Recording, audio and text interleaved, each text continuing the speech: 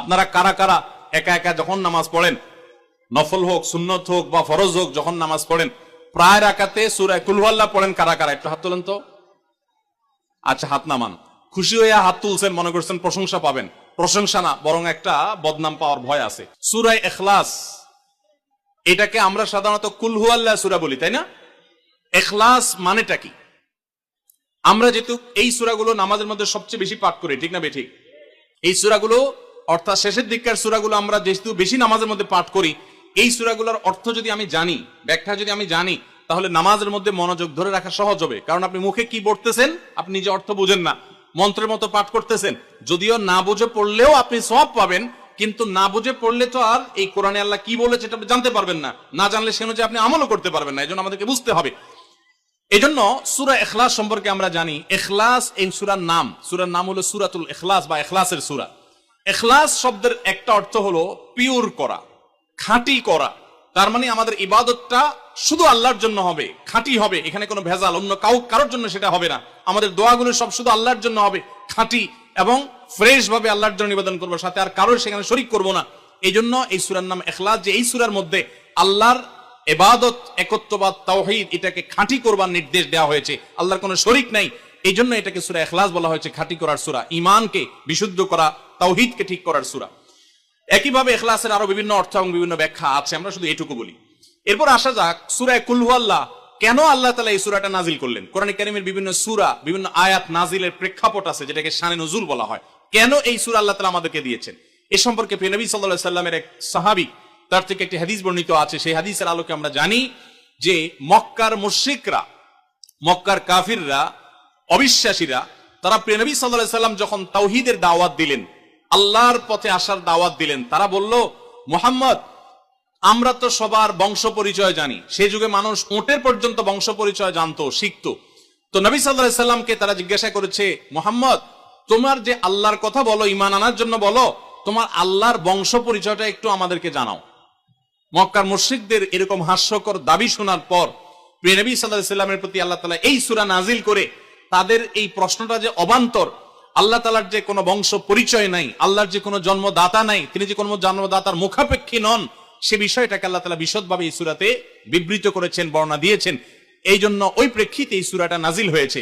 কোন উলামা ইকরাম, কোন মুফাসসিরগণ অবশ্য ভিন্ন আরো একাধিক কথাও বলেছেন, তবে এটি সবচেয়ে প্রসিদ্ধ এবং বেশিরভাগ মুফাসসিরদের মত এটি যে সূরা ইখলাস, কুল হুয়াল্লাহ সূরা নাজিল হয়েছে মক্কার মুশরিকরা প্রিয় নবী সাল্লাল্লাহু আলাইহি সাল্লামের কাছে আল্লাহর বংশ পরিচয় জানতে চাওয়ার মতো মূর্খতাসুলভ প্রশ্ন করেছে।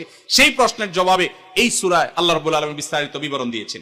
এবার আসুন আমরা এই সূরায় কি বলেছেন আল্লাহ রাব্বুল আলামিন সে বিষয়ে জানবো, এবং সেই সাথে এই সূরাটার বিশেষ ফজিলত আছে। সূরা ইখলাসের আবার স্পেশাল ফজিলত আছে, কি সেটা আমরা জানবো ইনশাআল্লাহ তাআলা। আমরা প্রথমে আসুন সূরার অর্থ আমরা জেনে নেই। কুল হুয়াল্লাহু আহাদ।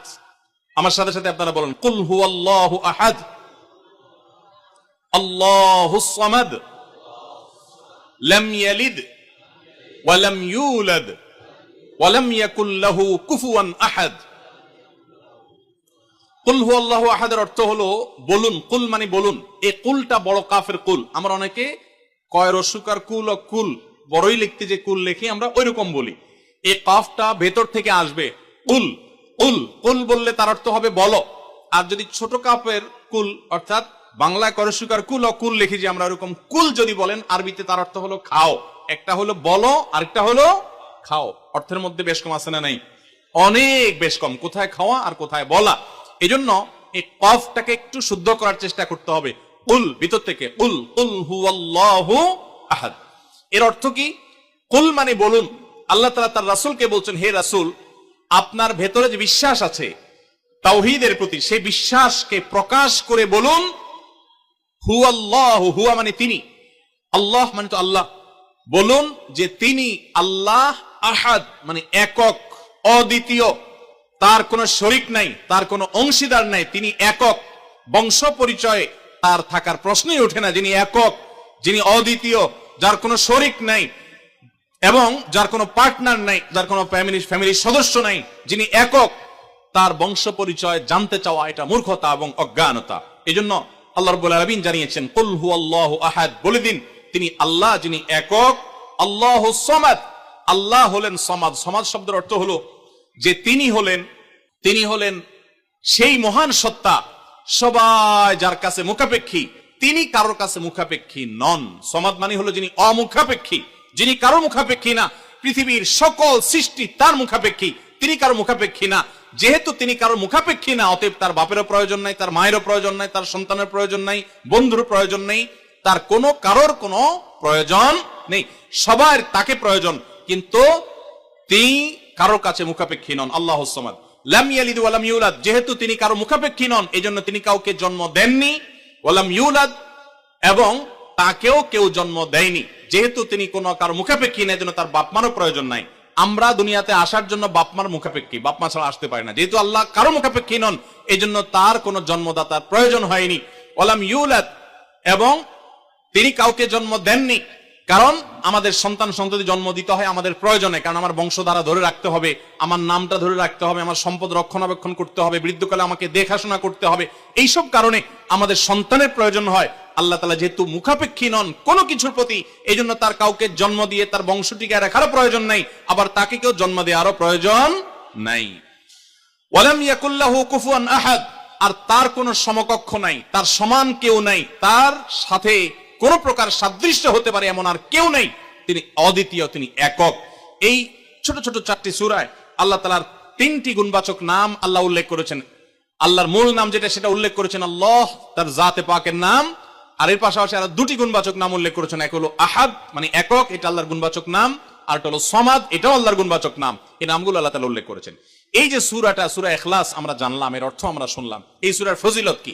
3টা ফজিলত আপনারা শুনেন। 1 নম্বর, নবী করিম সাল্লাল্লাহু আলাইহি সাল্লাম বলেছেন, এই সূরা ইখলাস এটা হলো কোরআনে কারীমের 3 ভাগের 1 ভাগ। বলেন সুবহানাল্লাহ। সূরা ইখলাস বা কুল হুয়াল্লাহ সূরাটা হলো কোরআনে কারীমের কয় ভাগের 1 ভাগ? 3 ভাগের 1 ভাগ। 3 ভাগের 1 ভাগের মানে কি? এই সম্পর্কে কোন কোন তাফসীর বিদ্বান বলেছেন, এর মানে হলো গোটা কোরআনে আল্লাহ তাআলা মৌলিকভাবে 3টা বিষয়ের আলোচনা করেছেন। কয়টা বিষয়? এই পুরো কোরআন জুড়ে আল্লাহ তাআলা আলোচনা করেছেন কয়টা বিষয়ে? 3টা বিষয়। নাম্বার 1 তাওহীদ, একত্ববাদ, ঈমান সম্পর্কে। নাম্বার 2 আখবার, বিভিন্ন জাতি গোষ্ঠীর ইতিহাস আল্লাহ এখানে আলোচনা করেছেন। নাম্বার 3 এই কোরআন আল্লাহ তাআলা আলোচনা করেছেন আহকাম বা বিধিবিধান। ঈমানটা মানুষের, বিশ্বাসটা মানুষের সবচেয়ে গুরুত্বপূর্ণ। বিশ্বাস মানুষকে পরিচালনা করে, জন্য কোরআনে এটার আলোচনা সবচেয়ে বেশি। এরপর ইতিহাসের আলোচনা মানুষের অনেক বেশি প্রয়োজন শিক্ষা গ্রহণ করবার জন্য পূর্বের ঘটনাবলী থেকে, সেজন্য সেগুলোও আছে। আর 3 নম্বর বিধিবিধান, মানুষ কিভাবে চললে কোন দিকে গেলে লাভ হবে, কোথায় গেলে ক্ষতি হবে, সে হালাল হারামের বিবরণ কোরআনে আছে। 3টা বিষয়ের আলোচনার মধ্যে একটা হলো তাওহীদ বা ঈমান। এই সূরা ইখলাস এমন একটা সূরা কোরআনের, এই একটা সূরাতে পুরা সূরা 4টা আয়াতের সবগুলো আয়াতে শুধু ঈমান সম্পর্কে, শুধু আল্লাহর জাত সম্পর্কে বলা আছে। বলেন সুবহানাল্লাহ। ভাইরা আমার, এই সূরা ইখলাস বা সূরা কুল হুয়াল্লাহ এটা কোরআনে কারীমের 3 ভাগের 1 ভাগ। এটার একটা ব্যাখ্যা। আরেকটা ব্যাখ্যা হলো, কোরআনে কারীম যদি কেউ পুরাটা পড়তে পারে, যে পরিমাণ সওয়াব সে লাভ করবে। শুধু কুল হুয়াল্লাহ সূরা যদি একবার পাঠ করে, কয়বার? একবার যদি পাঠ করে, কোরআনে কারীমের 3 ভাগের 1 ভাগ তেলাওয়াত করার সওয়াব আল্লাহ তাআলা ওই ব্যক্তিকে দান করেন। তাহলে যদি কেউ 3 বার পাঠ করে, তাহলে এখান থেকে বোঝা যায় যে আল্লাহ তাআলা তাকে পুরা কোরআন একবার তেলাওয়াতের সওয়াব দান করবেন। পুরা কোরআন কষ্ট করে তেলাওয়াত করলে সেটার যে মর্যাদা হবে সেটা অবশ্যই ভিন্নতর। কিন্তু 3 কুল সূরা ইখলাস এটাকে 3 বার পাঠ করলে আল্লাহ রাব্বুল আলামিন কোরআনে কারীমের পূর্ণাঙ্গ কোরআন তেলাওয়াতের সওয়াব পাবেন বলে অনেক উলামা ইকরাম, মুহাদ্দিসিন ইকরাম বলেছেন এই হাদিসের আলোকে। এটা হলো এর দ্বিতীয় ফজিলত। প্রথম ফজিলত। দ্বিতীয় ফজিলত হলো, আমাদের প্রিয় নবী সাল্লাল্লাহু আলাইহি ওয়াসাল্লামের সময় তিনি এক দলকে একটা অভিযানে পাঠিয়েছেন। তাদের মধ্যে যিনি ইমাম সাহেব ছিলেন, ওই আল্লাহর বান্দা প্রত্যেক নামাজের মধ্যে যে কোনো সূরা পড়তেন, যে কোনো কিরাত পড়তেন, শেষে সূরা ইখলাসটা অবশ্যই পাঠ করে তারপর রুকুতে যাইতেন। এখন সাহাবীদের মধ্যে একটা প্রশ্ন দেখা দিল যে এই লোকটা প্রত্যেক রাকাত নামাজে সূরা ফাতিহা, আলহামদুলিল্লাহ সূরা পাঠ করার পর যেই সূরাই পড়েন, যেই কিরাতই পড়েন, সাথে আবার কুল হুয়াল্লাহটা কেন পড়েন? আমরা তো নবী সাল্লাল্লাহু আলাইহি ওয়াসাল্লাম কিরম করতে দেখি নাই।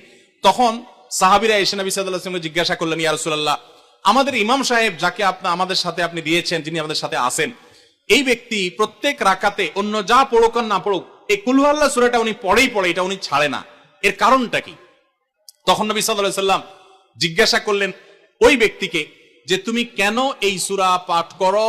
অবশ্যই অবধারিতভাবে সূরা ফাতিহা না প্রত্যেক রাকাতে ফিক্সড, অন্য কোন সূরা তো ফিক্সড না, তুমি অন্য যাই পড়ো সাথে প্রত্যেক রাকাতে কুল হুয়াল্লাহ দিয়ে শেষ করে তারপর রুকুতে যাও কেন? তখন সে সাহাবী বলেন, ইয়া রাসূলুল্লাহ, আমি কেন পড়ি? কারণ কোরআনে কারিমে এই একটা সূরা, সূরা ইখলাস বা কুল হুয়াল্লাহ সূরাটা একমাত্র সূরা যেই সূরার শুরু থেকে শেষ পর্যন্ত সবগুলো আয়াতে শুধু আমার আল্লাহর কথা বলা আছে। কোরআনের অন্য কোন সূরা এমন নাই যেই সূরার শুরু থেকে শেষ পর্যন্ত পুরো সাবজেক্ট আগা টু গোড়া পর্যন্ত সবগুলো বিষয় সবগুলো আয়াতে শুধুমাত্র আল্লাহর পরিচয় দেওয়া হয়েছে, এমন আরেকটা সূরা নেই। যেহেতু এখানে শুধু আল্লাহর কথাই বলা হয়েছে, এই জন্য এই সূরাকে আমার অনেক বেশি পছন্দ হয়, এই জন্য এই সূরাকে অনেক বেশি আমি ভালোবাসি। আমার আল্লাহর আলোচনা এখানে, অন্যান্য সূরাতে কোথাও ইতিহাস, কোথাও হালাল হারাম, কোথাও বিধিবিধান, কোথাও অন্যান্য আলোচনা আছে, কিন্তু এই সূরায় শুধু আমার আল্লাহর কথা বলা আছে। এই জন্য আল্লাহর মহব্বত এই সূরাকে আমি অনেক ভালোবাসি, কুল হুয়াল্লাহ সূরাকে। নবী করিম সাল্লাল্লাহু আলাইহি ওয়াসাল্লাম তখন বলেছেন, তোমার এই ভালোবাসার কারণে আমার কাছে ওহী আল্লাহ পাঠিয়েছেন যে আল্লাহ তাআলা তোমাকে স্পেশালি ভালোবাসেন। এবং অন্য বর্ণনায় আসছে নবী সাল্লাল্লাহু আলাইহি ওয়াসাল্লাম বলেছেন, হুব্বুকা ইয়্যাহা ইউদখিলুকাল জান্নাহ, তুমি এই সূরাকে যে ভালোবাসো, এই ভালোবাসার কারণে আল্লাহ তাআলা তোমাকে জান্নাতে প্রবেশ করাবেন, সে ওয়াদা করেছে। অতএব ভাইরা আমার, সূরা ইখলাস বা কুল হুয়াল্লাহ সূরাকে স্পেশালি আমরা মহব্বত করব, ঠিক আছে না ইনশাআল্লাহ? এই সাহাবীর পাশাপাশি মদিনায় আরেক সাহাবী, তিনিও ইমামতি করতেন এবং ইমাম হিসাবে দায়িত্ব প্রাপ্ত ছিলেন নবী সাল্লাল্লাহু আলাইহি ওয়াসাল্লাম তরফ থেকে, তিনিও একই কাজ করতেন। তার ব্যাপারে নবী সাল্লাল্লাহু আলাইহি ওয়াসাল্লামের একই রকমের জবাব দেওয়ার কথা আমরা হাদিস থেকে জানতে পারি। সেখান থেকে সূরা ইখলাসের মর্যাদা বোঝা যায়। আমরাও অনেকে সূরা ইখলাস প্রায় রাকাতে পড়ি, আছে না নাই? আপনারা কারা কারা একা একা যখন নামাজ পড়েন, নফল হোক, সুন্নত হোক বা ফরজ হোক, যখন নামাজ পড়েন প্রায় রাকাতে সূরা কুল হুয়াল্লাহ পড়েন? কারা কারা একটু হাত তোলেন তো। আচ্ছা, হাত নামান। খুশি হইয়া হাত তুলছেন, মনে করছেন প্রশংসা পাবেন। প্রশংসা না, বরং একটা বদনাম পাওয়ার ভয় আছে। হাতটা তোলাইছি আমি, আপনারা মনে করছেন সবসময় হাত তুললেই শুধু জিতা যায়। দেখেন, যারা সূরা ইখলাসকে মহব্বত করে, এই যে ঘটনা আমরা শোনালাম নবী সাল্লাল্লাহু আলাইহি ওয়াসাল্লাম, এটা জেনে যে আমার আল্লাহর আলোচনা আছে এই সূরায়, অন্য কোনো আলোচনা নাই, আল্লাহর পরিচয় উল্লেখ করা আছে, আল্লাহর বৈশিষ্ট্য এবং ক্ষমতার উল্লেখ আছে, সেই মহব্বতে যদি কেউ সূরা ইখলাসকে মহব্বতের সাথে ধীরে ধীরে পড়ে, তাহলে তো তিনি অবশ্যই আল্লাহর কাছে বিশেষ মর্যাদা পাবেন, ওই সাহাবীর মতো আল্লাহর ভালোবাসা পাওয়ার। তবে আমাদের বেশিরভাগ মানুষ কুল হুয়াল্লাহ সূরা দিয়ে নামাজ পড়ে নামাজ শর্ট করার জন্য, ঠিক না বেঠিক? তাহলে এবার যদি আমি বলি কারা কারা নামাজ সংক্ষেপ করার জন্য কুল হুয়াল্লাহ সূরা দিয়ে নামাজ পড়েন, তাহলে দেখা যাবে হাত ওগুলো আবার উঠছে। তাহলে সংক্ষেপ করার উদ্দেশ্যে সূরা কুল হুয়াল্লাহ পড়লে সেটার কারণে আল্লাহর কাছে সওয়াব পাবেন না, বরং আপনার নামাজের মর্যাদা আরো কমবে। নামাজ কি সংক্ষেপে করতে হয় না লম্বা সময় নিয়ে করতে হয়? আমরা খাওয়াটা খুব ধীরে সুস্থে খাই, ঘুমটা খুব ঠান্ডা মাথায় যায়, কাজ কাম খুব ঠান্ডা মাথায় করি, শ্বশুর বাড়ি গেলে খুব আস্তে ধীরে যাই, সব কাজগুলো আমরা ধীরে সুস্থে করা পছন্দ করি।